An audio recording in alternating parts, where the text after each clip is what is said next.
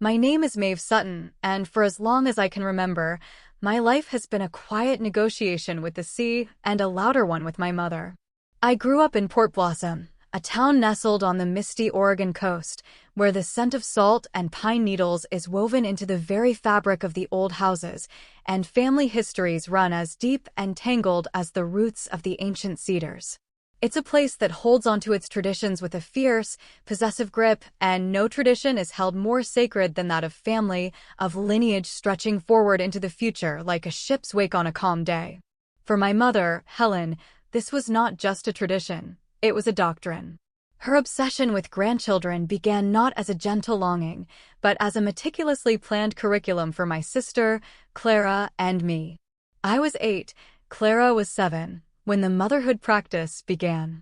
It wasn't with the plastic, smiling dolls other girls had. We were given heirloom babies, porcelain-faced and weighted with sand, their antique lace gowns yellowed with age. We were taught to swaddle them, to rock them with the correct rhythm, to speak to them in hushed, loving tones. Every Saturday, we'd don what my mother called our nurturing aprons, heavy canvas garments with pockets filled with stones to simulate the weight and pull of a growing belly. We'd spend hours tending to a garden my mother had planted specifically for this purpose, weeding and watering under her watchful eye. "A woman's hands must know how to tend new life," she would say, her voice soft but firm, leaving no room for argument. While we worked, she'd recite the family lineage, a litany of names and births, a chain of matriarchs stretching back generations, each one a link we were expected to forge anew. I hated it.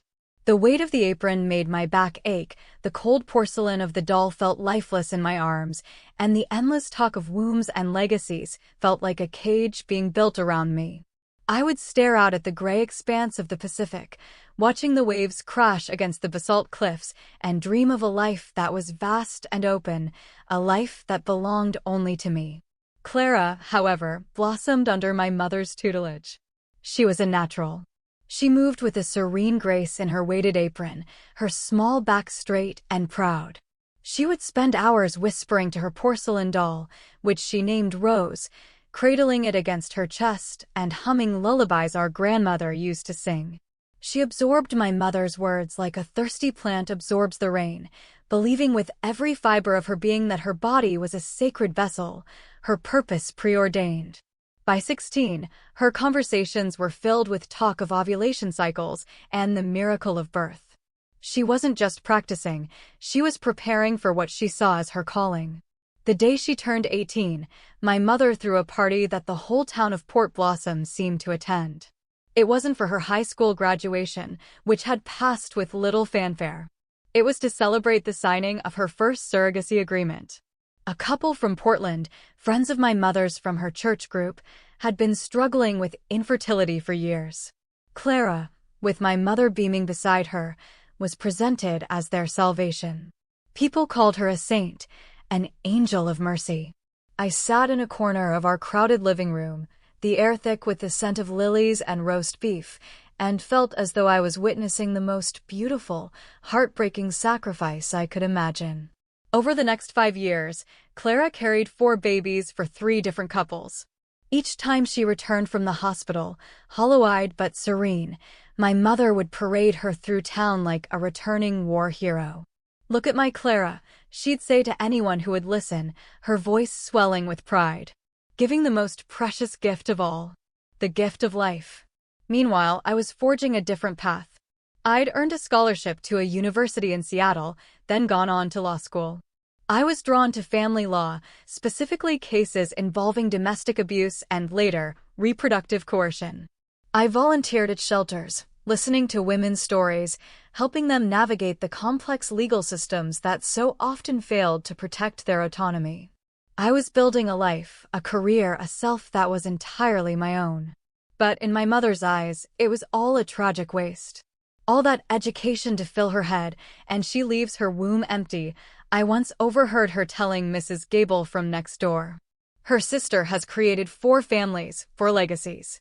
Maeve hoards her potential like a miser hoards gold. The most painful part was watching Clara's slow, quiet deterioration. After her 4th pregnancy at 23, The light in her eyes had dimmed. A persistent pain settled in her hips, making her walk with a slight, almost imperceptible limp. Her thick, blonde hair began to thin, and she was plagued by constant fatigue. One afternoon, I found her sitting on the porch swing, staring at the sea, a rare moment of stillness for her. "Clara, are you okay?" I asked, sitting beside her. "Your body, it's been through so much. Maybe you should take a break." She turned to me, her blue eyes, so like my own, filling with a familiar, pitying sorrow. She took my hand, her grip surprisingly strong. "Oh, Maeve," she sighed.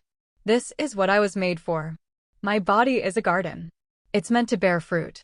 Some seasons are harder than others, but the harvest is always a blessing. Why can't you feel the beauty in that?"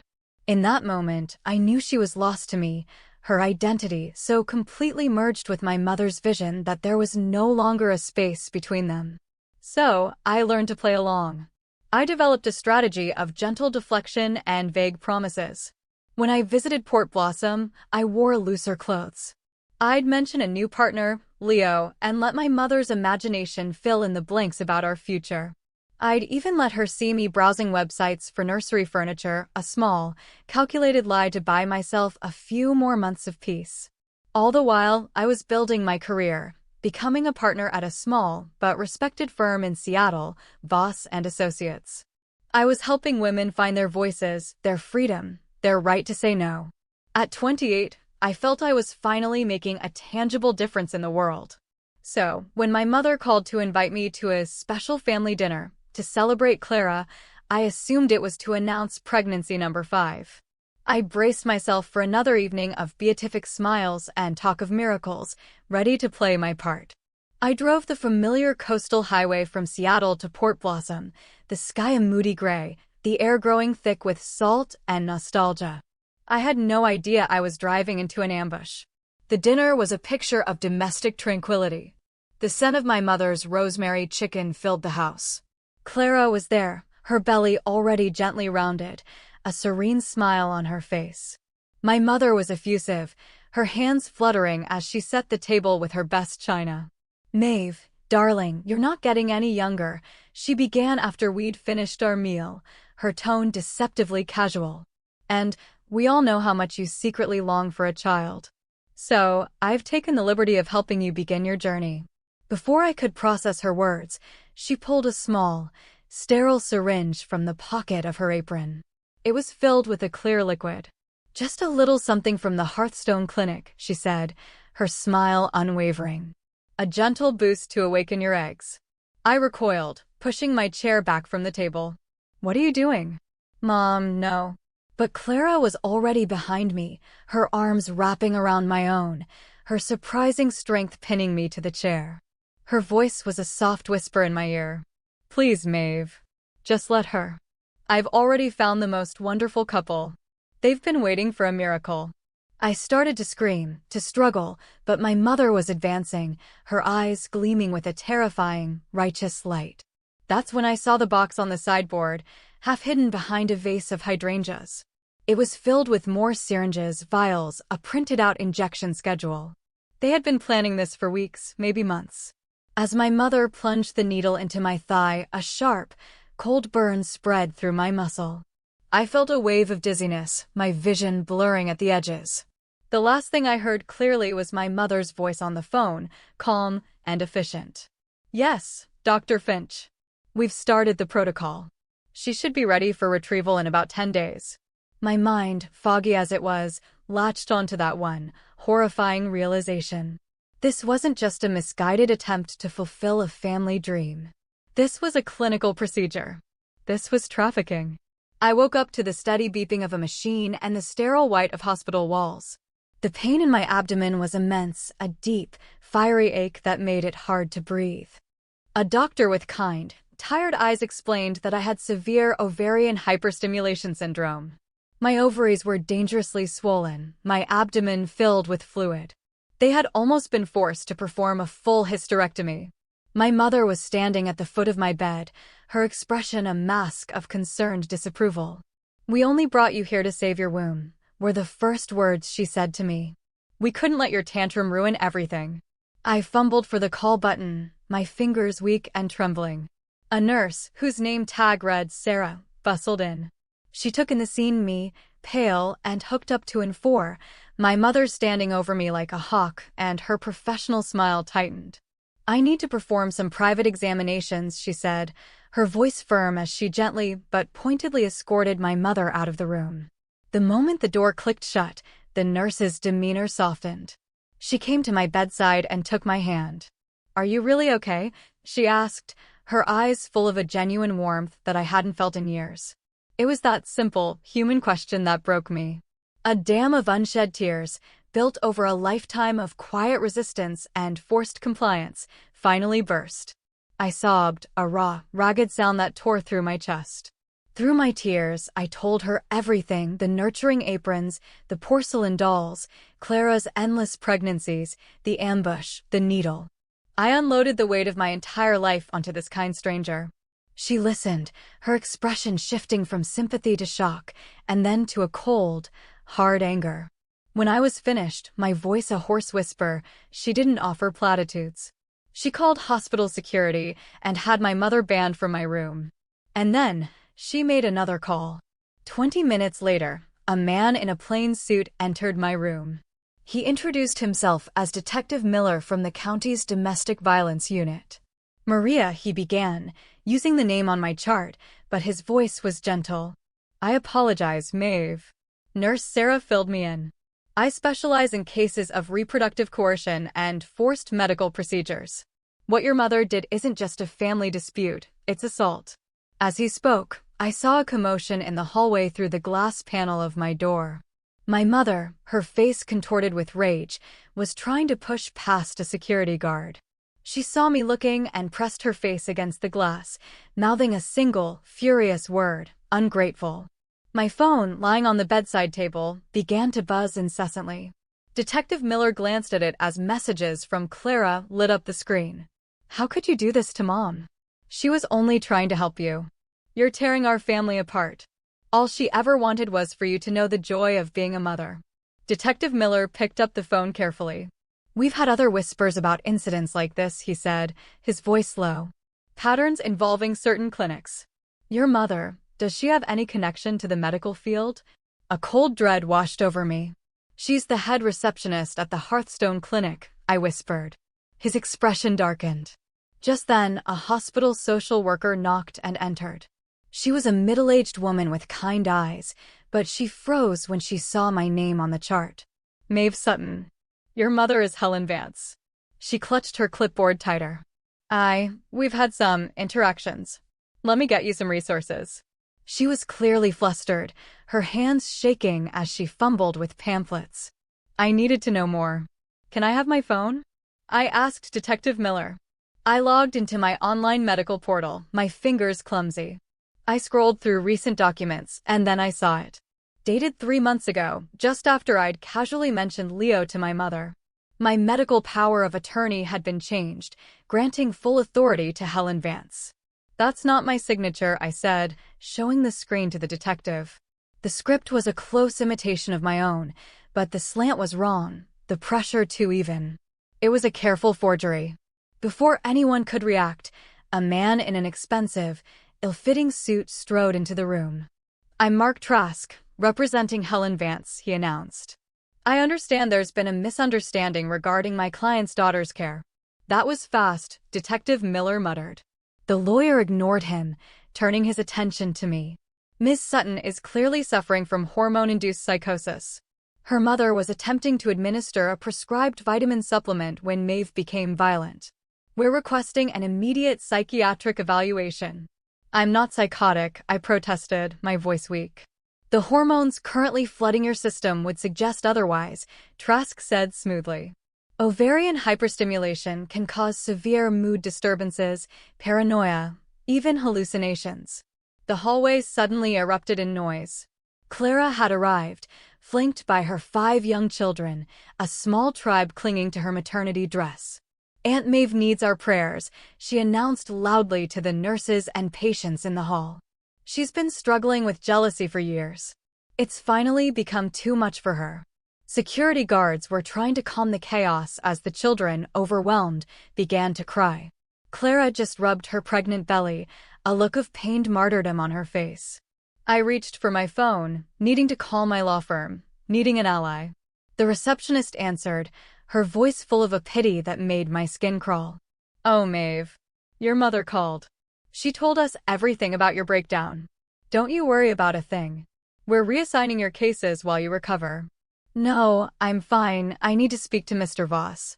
"I think it's best you just focus on getting well, dear. Your mother said it was quite a severe episode." I hung up, my hand trembling. Through the window, I watched my mother pull a set of keys from her purse and show them to her lawyer. "My apartment keys. My car keys." She began speaking, and though I couldn't hear the words, I recognized the rhythm. She was reciting my schedule, my life's intimate details, to a man hired to destroy me. Leo burst through the doors then, his face etched with worry. "Maeve, I got your text. What's happening?" But Clara intercepted him, placing a gentle hand on his arm. I watched, helpless, as she spoke to him, her expression one of deep sorrow. She gestured to me, then touched her temple in that universal sign for crazy. She showed him something on her phone. Nurse Sarah returned, her face troubled. In a plastic bag of my belongings, she'd found several glossy brochures from the Hearthstone Clinic. "These aren't mine," I said instantly. She unfolded one. Tucked inside was a consent form for egg retrieval, dated last week. The signature was the same careful forgery as the one on the power of attorney. The hospital administrator, a thin woman with a practiced smile, appeared in the doorway. "Given the family's concerns and the potential for psychiatric complications from the hormone therapy," she said, her voice coolly professional, "we believe it would be in Maeve's best interest to transfer her to our psychiatric unit for a full evaluation. Just as a precaution." Through the glass, my mother's lips curved into a triumphant smile. Detective Miller stood up. "She's not going anywhere without a court order." "Of course," the administrator said smoothly. "We are simply considering all options for Maeve's well-being." My phone buzzed again. It was a text from my old law school mentor, Professor Chin. "Just spoke with your mother. So sorry to hear about your struggles. She said you've developed some pregnancy delusions. If you need to talk, I'm here." Every pillar of my life was being systematically demolished. My career, my relationships, my reputation. I looked at Detective Miller, at the flustered social worker, at Leo in the hall, his face now a mask of confusion as Clara continued her quiet, poisonous whisperings. "The evaluation," I said, my voice surprisingly steady. "I'll do it. I'll do the evaluation." The lawyer's smile was predatory. "Excellent. Dr. Margaret Finch will perform the evaluation. She's the best in the state." The name clicked into place with a sickening thud. Dr. Finch. A silver-haired, impeccably dressed woman who had been a member of my mother's book club for over a decade. It was a trap. A perfect, intricate, inescapable trap. And I had just agreed to walk right into the center of it. As the arrangements were made, Nurse Sarah squeezed my hand, her touch a small anchor in the swirling chaos. She leaned in, pretending to adjust my pillow. "Whatever you do, don't sign anything else," she whispered urgently. "And check your phone's location settings. Someone has been tracking you for months." My gaze drifted back to the hallway, where Clara was showing Leo her phone again. This time, I saw the screen. It wasn't a recent text. It was a conversation from 2 years ago, when Leo and I had just started dating. A screenshot of me saying, maybe someday, far in the future, I could see us having kids. She was building a case, brick by brick, painting me as a woman consumed by frustrated desire, a woman whose own mind had turned against her. And from the pained, uncertain look on Leo's face, it was working. The psychiatric evaluation was scheduled for the next morning. As I lay in that sterile hospital bed, the lingering pain in my abdomen was nothing compared to the cold dread spreading through my veins. My mother hadn't just reacted in the moment. She had been weaving this net for years, patiently waiting for me to take a wrong step. And I had. Dr. Finch arrived at 8 a.m. sharp, carrying a leather briefcase and wearing a sympathetic smile that felt like a shroud. She was exactly as I remembered from my mother's living room, poised, intelligent, and radiating an unshakable authority. She dismissed Detective Miller with a cool, professional threat about noting his disruptive presence in her report. He left, but not before giving me a look that said, "Be careful." "Now, Maeve," Dr. Finch began, settling into the chair beside my bed and opening her tablet. "Let's talk about your relationship with motherhood." For the next hour, every question was a carefully constructed cage. When I spoke of my career, she typed notes about compensatory professional ambition and rejection of feminine identity. When I described my work helping women escape coercive situations, she murmured about projection of internal conflict. When I tried to tell her about the forced injection, her gaze softened with pity. "Your mother mentioned you had an adverse reaction to a vitamin supplement she was trying to give you," she said gently. "She feels terribly guilty about it." Sometimes, when we are under immense stress, our minds can misinterpret acts of love as acts of aggression. She then produced a photo on her tablet. It showed the inside of my closet back in Seattle. Tucked behind my winter coats were 3 baby dolls, arranged in a neat little row. Dolls I had never seen before in my life. "Your mother found these when she went to pick up some clothes for you," Dr. Finch said. "It's quite common for women experiencing fertility grief to regress to childhood coping mechanisms." "There's no shame in it, Maeve." "Those aren't mine," I said, my voice shaking. "Denial is also a very common stage," she replied, her fingers flying across the screen. "Tell me about your jealousy toward Clara." "I'm not jealous of my sister." 7 successful pregnancies, she recited, as if from a script. "A loving family, the admiration of her community." Meanwhile, you've dedicated your career to, well, to preventing motherhood, in a way. Don't you see the inherent conflict? Every protest I made was twisted, every fact I presented reframed as a delusion. By the time she closed her tablet, she had painted a masterful portrait of a woman so unhinged by her barren womb that she had constructed an elaborate persecution fantasy. "I'm recommending a 72-hour psychiatric hold for observation," she announced, her voice filled with clinical compassion. "With intensive therapy, I'm confident we can help you work through these delusions and accept the help your family is trying to give you." Psychiatric transport arrived within the hour. As they wheeled me out, I saw my mother in the hallway, talking to Dr. Finch, dabbing at her eyes with a handkerchief. She was the picture of a heartbroken mother, bravely enduring her daughter's tragic collapse. The psychiatric ward was in a separate building, connected by a long, sterile underground tunnel. The air grew colder, the silence heavier. My room was a small, white box with a narrow bed and a window made of reinforced glass that looked out onto a brick wall. They took my clothes and gave me paper scrubs. I was no longer Maeve Sutton, attorney at law. I was a patient, a case file, a diagnosis. The intake nurse was young and followed her script without meeting my eyes. "Dr. Finch's orders are no visitors except immediate family for the first 24 hours. No phone calls. It's for your own stability." "That's illegal," I said, my voice flat. "I have a right to contact my lawyer." "I'll have to check with the attending physician," she mumbled, before disappearing. The attending physician, of course, was conveniently unavailable. My mother arrived that afternoon with a suitcase. "I brought you some comfortable things, dear," she said, unpacking its contents onto my bed. It was a collection of horrors. Soft, flowing maternity dresses in my size. A bottle of prenatal vitamins. A journal with a pastel cover titled My Fertility Journey, its first few pages already filled with the meticulous forgery of my handwriting, detailing fabricated anxieties about my biological clock. She even had a small, framed ultrasound photo, labeled Baby Sutton with a date from next month. "The retrieval is scheduled for next week, at Hearthstone," she said conversationally, as if discussing the weather. "Dr. Martinez is very optimistic. 28 is a wonderful age for egg quality." "I am not consenting to any retrieval," I said, the words feeling useless even as I spoke them. "Of course not, dear." "Not in your current state," she said, patting my hand. "That's why I've petitioned the court for a temporary medical conservatorship. It's just a formality, to allow me to make these decisions for you until you're thinking clearly again." She pulled a thick folder from her bag, a testament to her years of planning.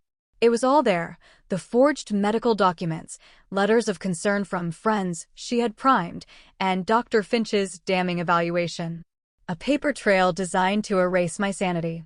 Your colleagues at the firm have been so supportive, she continued, a cruel glint in her eye. Several of them wrote letters for the hearing. They said they'd noticed your preoccupation with pregnancy for some time. After she left, a profound and terrifying silence settled over me. I was trapped. Not just in a hospital, but in a narrative. A story so skillfully written by my mother that everyone I trusted had become a character in her fiction. That night, an older nurse with tired, kind eyes slipped into my room. I don't have long, she whispered, pressing a folded piece of paper into my hand. I knew Sarah from the ICU. She was fired this morning for violating HIPAA. She asked me to give you this. It was a phone number. Call it when you get out, the nurse said. There are more of us than you think. Women who've seen what happens at that clinic. We've just been too afraid to speak up. I memorized the number, then flushed the paper. It was a tiny spark of hope in the suffocating darkness. The next day, I made a decision. If I couldn't fight them with the truth, I would fight them with their own weapons. I would perform. To prove I was sane, I would have to pretend to embrace the very madness they'd invented for me. In group therapy, I spoke for the first time, my voice trembling with feigned emotion. I think I've been running from what I truly want, I confessed, describing a fabricated dream about holding a baby. The therapist beamed.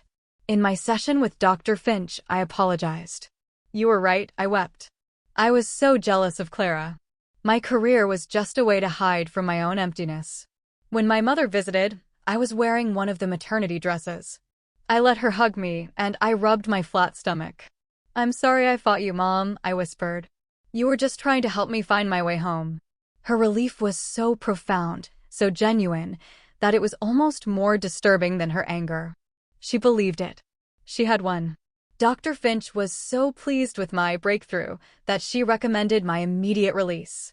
Your mother has already made an appointment for you at the Hearthstone Clinic for tomorrow afternoon, she said, signing my discharge papers. To continue your journey. Tomorrow afternoon. The conservatorship hearing was scheduled for tomorrow at 2 p.m. My mother picked me up, triumphant. I played the part of the compliant, grateful daughter, asking her to stop by my apartment first so I could change and feel normal again. Inside, I locked myself in the bathroom and made a single, desperate call to the colleague who specialized in conservatorship law. I can't make the hearing, I whispered into the phone. She's taking me to the clinic. But I have evidence. My work email, a folder labeled private. The password is. I gave her everything. It was a shot in the dark, a Hail Mary pass into the legal system I no longer trusted. We arrived at the Hearthstone Clinic. The air in the waiting room was thick with a mixture of desperate hope and quiet resignation. I recognized the vacant look in the eyes of the other young women there. It was the same look I had seen in shelters, on the faces of those whose choices had been stolen from them. They took me back for blood work. As the nurse searched for a vein, she chattered brightly. Your mother is so proud of you. It's a beautiful thing you're doing. At 2:15 p.m., while my mother was in the finance office signing papers, I asked to use the restroom. I didn't stop. I walked past the door, down a short hallway, and pushed open a side exit into the cool, damp air of the parking lot. I called a rideshare, my heart hammering against my ribs. I burst into the courtroom at 2:27 p.m. The judge was speaking. My mother and her lawyer were at one table, my colleague alone at the other.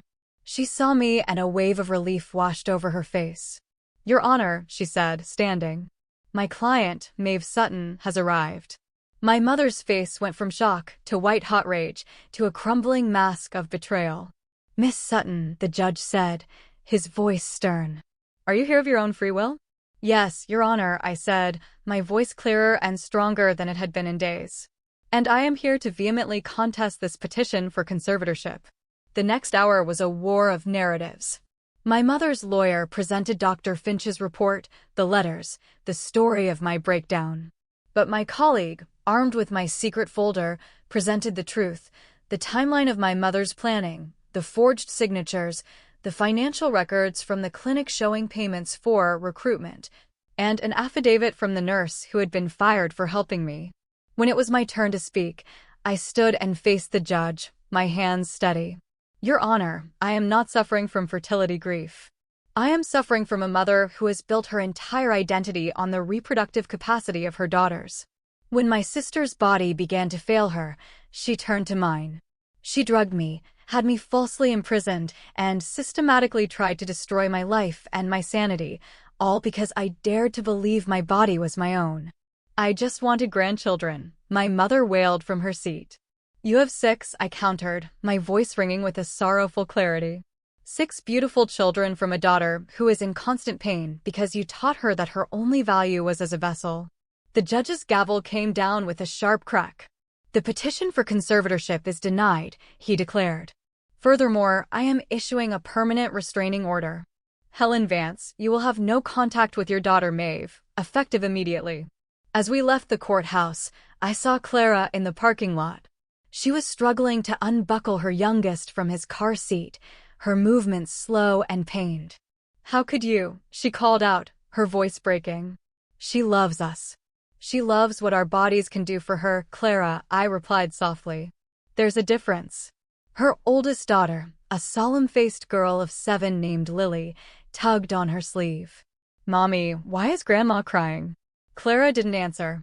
She just stared at me, and for the first time in years, I saw a flicker of doubt in her eyes, a crack in the perfect facade of her belief. The months that followed were a slow, painful rebuilding. The medical board launched a full investigation into the Hearthstone Clinic, uncovering a pattern of coercion and unethical practices. It was shut down. I went back to my firm, to a life I had fought to create and then fought again to reclaim. Leo and I started over, slowly, carefully rebuilding the trust that had been so expertly poisoned. I didn't see Clara or my mother, but I heard things through the Port Blossom grapevine. Clara's 5th surrogacy, the one she was carrying during my ordeal, had ended with severe complications. The doctors had told her unequivocally that another pregnancy would kill her. About a year after the hearing, I received a call from an unknown number. Aunt Maeve, a small voice whispered. It was Lily. Hi, sweetheart, I said, my heart aching. Is everything okay? Grandma was here, she said. She was telling me that when I'm bigger, I can have babies and make everyone happy, just like Mommy did. There was a pause. I don't want to be like Mommy, she whispered. Her back always hurts. My eyes filled with tears. You don't have to be, Lily, I said, my voice thick with emotion. You can be anything you want to be. Really? Mommy says you're complicated. But you don't sound complicated. I'd love to tell you all about it sometime, I said. That call was the beginning. We spoke in secret, short conversations where I told her about books and oceans and courtrooms and stars, a world of possibilities beyond the narrow confines of my mother's doctrine. The war is not over. With family, it never truly is. But a border has been drawn, a line in the sand that I will spend the rest of my life defending. I cannot save my sister from the choices she was conditioned to make, but I can offer her daughter a different map of the world. And sometimes, breaking a cycle, offering a single light of possibility to the next generation, is the only victory that matters. It has to be enough.